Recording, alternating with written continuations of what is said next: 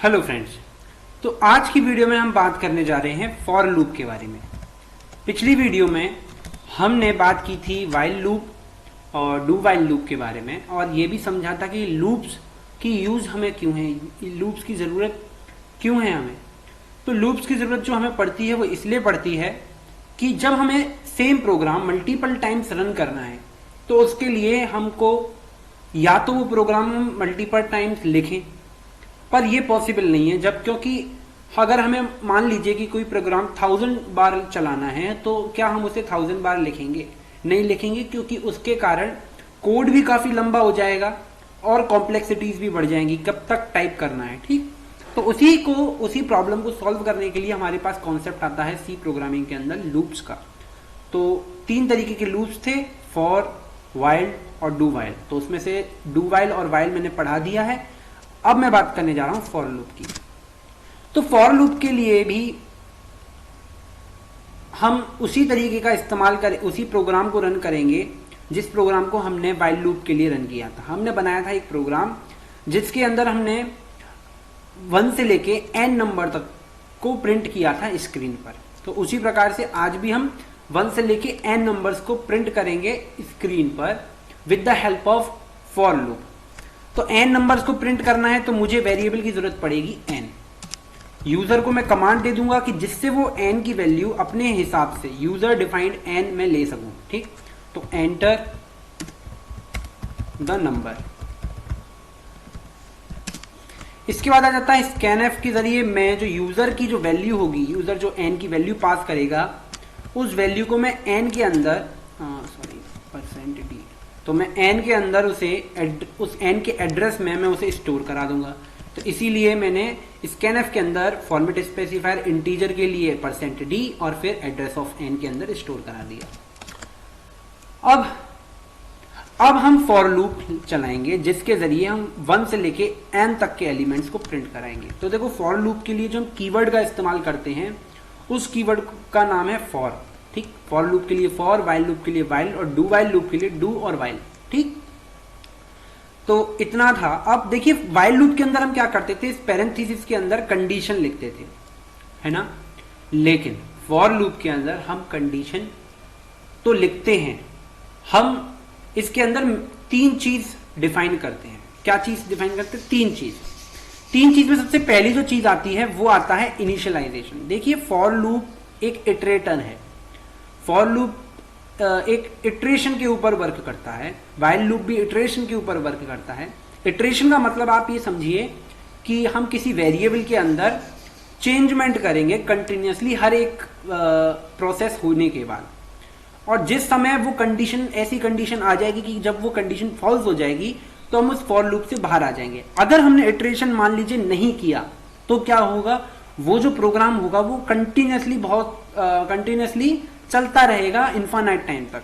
तो इटरेशन करने के जरिए हम एक ऐसी कंडीशन डिसाइड करते हैं कि जहां पर जाकर हम किसी उस जो फॉर लूप की कंडीशन है या वाइल लूप के अंदर जो पैरेंथेसिस के अंदर जो हम कंडीशन लिखते हैं, उस कंडीशन को फॉल्स होना होता है जिस समय जो फॉर लूप से वो जो प्रोग्राम है वो एग्जिट हो सके। तो सबसे पहले हम इटरेटर, जो जिसको हम इटरेट करने जा रहे हैं, हम उसका इनिशियलाइजेशन कर देते हैं। तो एक वेरिएबल लिया, इनिशियलाइजेशन कर दिया, लेकिन इस वेरिएबल को मैंने टाइप तो डिफाइन किया ही नहीं, तो मेरे को सी के अंदर इंटीजर आई करके मैंने इस वेरिएबल को डिफाइन कर दिया, ठीक। इसके बाद जो अगला सेमीकोलन से सेपरेट करने के बाद अगला जो हम जो कोड के अंदर आर्गुमेंट पास करते हैं वो होता है हमारी कंडीशन, ठीक। कंडीशन क्या है? जो की कंडीशन है हमारी n तक। अब देखिए मैंने क्या लिखा, यहां हमें एक ऐसी कंडीशन लिखनी होती है जिसका आंसर या तो ट्रू हो या तो फॉल्स हो। जैसे कि हम वाइल लूप में लिखते थे, तो वाइल लूप के अंदर हम क्या करते थे, हम हमेशा ट्रू या फॉल्स का इस्तेमाल करते थे, ठीक। तो वाइल लूप के पैरेंथेसिस के अंदर हम ट्रू और फॉल्स का इस्तेमाल करते थे। उस पैरेंथेसिस की कंडीशन यदि ट्रू होती थी तो वो इस वाइल लूप के अंदर जाता था, और अगर पैरेंथेसिस के अंदर जो कंडीशन है वो फॉल्स हो जाती थी, वो वाइल लूप के अंदर नहीं जाता था। तो वैसे ही फॉर लूप के अंदर ये जो i lesser than equals to n है, अगर ये कंडीशन फॉल्स हो जाएगी तो इस फॉर लूप के अंदर नहीं जाएगा, और अगर ट्रू होगी तो हर एक ट्रू कंडीशन पर ये फॉर लूप के प्रोग्राम को रन करेगा। ठीक, तो मैंने कंडीशन लिख दी देख पर, लेकिन मेरे को 1 से प्रिंट कराना है एलिमेंट, तो इसलिए मैं 0 की जगह 1 लिख देता हूं। तो 1 से मैंने i को इनिशियलाइज किया, फिर मैं n से कंपैरिजन करूंगा, क्या 1 जो n की वैल्यू है वो 1 जो i है उससे ज्यादा है या फिर बराबर है। और जो तीसरी जो मैं चीज बात करूंगा वो होगा इटरेशन।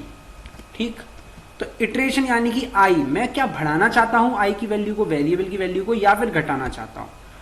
तो इसके अंदर मैंने 3 चीज डिक्लेयर की हैं, याद रखिए 3 चीज हमने इसके अंदर डिक्लेयर की, जिसमें सबसे पहला था इनिशियलाइजेशन, उसके बाद मैंने कंडीशन दी और फिर इटरेट किया जो भी वेरिएबल था। तो वेरिएबल को मैंने यहां कर दिया iterate, i equal i plus plus, इसका मतलब होता है i में 1 ऐड करो, और ये पोस्ट इंक्रीमेंट है, आपको मैंने पढ़ाया था ऑपरेटर्स के अंदर। ठीक, तो प्रिंट f लगाकर मैं क्या करूंगा, i की वैल्यू को प्रिंट करा दूंगा, i की वैल्यू को मैं प्रिंट करा दूंगा। देखिए, तो प्रिंट एफ के जरिए मैं i की वैल्यू, अगर मान लीजिए n की वैल्यू यूजर ने 5 लेट सपोज एंटर की और i की वैल्यू है 1, तो 1 को चेक किया जाएगा 5 के साथ, क्या 5 छोटा या बराबर है, क्या 1 5 से छोटा या बराबर है, तो कंडीशन आएगी ट्रू, तो वो i के अंदर जाएगा और i को प्रिंट कर देगा 1।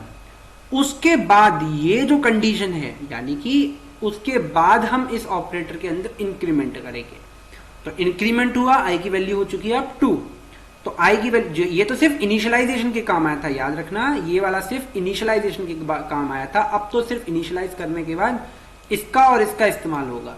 तो i की वैल्यू हो चुकी है 2, अब क्या 2 5 से छोटा या बराबर है, तो हाँ जी छोटा है, तो अब 2 को प्रिंट कर देगा। सिमिलरली 5 तक ये जाएगा, और जब 5 के बाद जैसे 6 होगा तुरंत ये कंडीशन हो जाएगी फॉल्स, और ये फॉर लूप से बाहर आ जाएगा। चला के देखते हैं एक बार।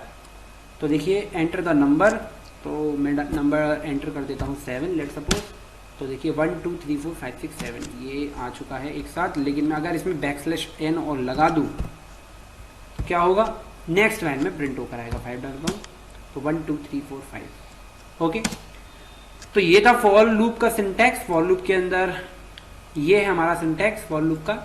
अब अगर देखिए फॉर लूप और वाइल लूप से अगर हम सेम तरीके का काम कर पा रहे हैं, वाइल तो हमें फॉर लूप की और वाइल लूप डिफरेंट टाइम पे जरूरत क्यों पड़ी, ये एक क्वेश्चन अराइज होना चाहिए। देखिए फॉर लूप का इस्तेमाल हम तब करते हैं जब हमें एक प्रोग्राम को कितनी बार चलाना है वो कंडीशन मालूम हो, नंबर ऑफ टाइम्स हमें मालूम हो। और वाइल लूप का इस्तेमाल हम तब करते हैं जब हमें ये नहीं मालूम कि किसी प्रोग्राम को कितने टाइम्स तक चलाना है। ठीक, कितने टाइम वो प्रोग्राम चलेगा हमें ये नहीं मालूम, तब हम वाइल लूप का इस्तेमाल करते हैं। और फॉर लूप के अंदर हमें ये मालूम होता है कि हमारा प्रोग्राम कितने नंबर ऑफ टाइम्स चलना है। ठीक, तो ये होता है फॉर लूप और वाइल लूप के अंदर बेसिक सा डिफरेंस। और आज की वीडियो में बस इतना ही। Thank you.